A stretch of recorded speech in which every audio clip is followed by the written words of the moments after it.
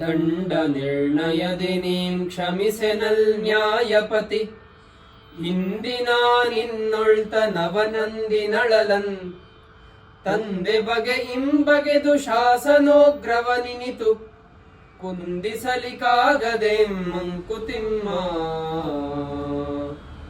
ನಿನ್ನೆ ಕಗ್ಗದಲ್ಲಿ ನಾವು ಈ ಕರ್ಮ ರಿಟರ್ನ್ಸ್ ಬಗ್ಗೆ ಎಲ್ಲ ಮಾತಾಡ್ತಾ ಇದ್ವಿ. ಅದಕ್ಕೆ ಇನ್ನೊಂದು ಒಳ್ಳೆ ಉದಾಹರಣೆ ಕೊಟ್ಟಿದ್ದಾರೆ ಇದು.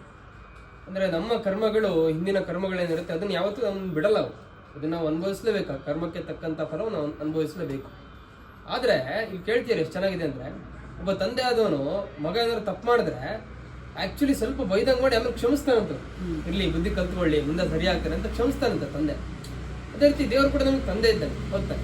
ಅದರಿಂದ ಎಷ್ಟು ಚೆನ್ನಾಗಿ ಹೇಳ್ತಾರೆ ಅಂದರೆ, ಈಗ ಉದಾಹರಣೆಗೆ ಒಬ್ಬ ಜಡ್ಜು ಆಯ್ತಾ, ಒಬ್ಬ ನ್ಯಾಯಾಧಿಪತಿ ಯಾರೊಬ್ಬ ಅಪರಾಧಿ ತಪ್ಪು ಮಾಡಿದ್ದಾನೆ ಅಂತ ತಪ್ಪು ಮಾಡಿದಾಗ ಅವನ ಹಿಂದಿನ ಒಂದಿಷ್ಟು ಗುಣಗಳನ್ನು ನೋಡಿ ಅಥವಾ ಅವನಿಗೆ ಅನುಭವಿಸಿರೋ ದುಃಖವನ್ನೆಲ್ಲ ನೋಡಿ ಅವನ ಶಿಕ್ಷೆ ಕಡಿಮೆ ಮಾಡ್ಬೋದಾ, ಈ ರೀತಿ ಕೇಳ್ತಾರೆ. ಇದು ಹೆಂಗಾಯ್ತು ಅಂದರೆ, ನನ್ನ ಕರ್ಮ ಎಷ್ಟೇ ಕೆಟ್ಟದಾಗಿದ್ರು ಈಗ ಸ್ವಲ್ಪ ಒಳ್ಳೆನಾಗ್ತೀನಿ, ಸರಿ ಮಾಡಿಬಿಡು ಅನ್ನೋ ಥರ ಇದೆ ಇದು. ಅದು ಹೆಂಗೆ ಇದು ಸರಿ ಆಗತ್ತಾ? ಇದು ಸರಿ ಮಾಡೋಕ್ಕಾಗತ್ತಾ? ಹಾಗಾದ್ರೆ ಕರ್ಮಗಳನ್ನು ಆದರೂ ಅದರ ಪ್ರಭಾವವನ್ನು ಕಡಿಮೆ ಮಾಡೋದು ಹೇಗೆ ಅನ್ನೋ ಪ್ರಶ್ನೆ. ಆದರೆ ಇದಕ್ಕೆ ಉತ್ತರ ನಿನ್ನೆ ಕಗ್ಗದಲ್ಲೇ ಕಂಡ್ಕೊಂಡ್ವಿ.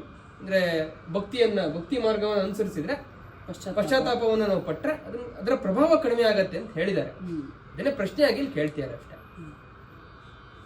ನಮಸ್ಕಾರಗಳು.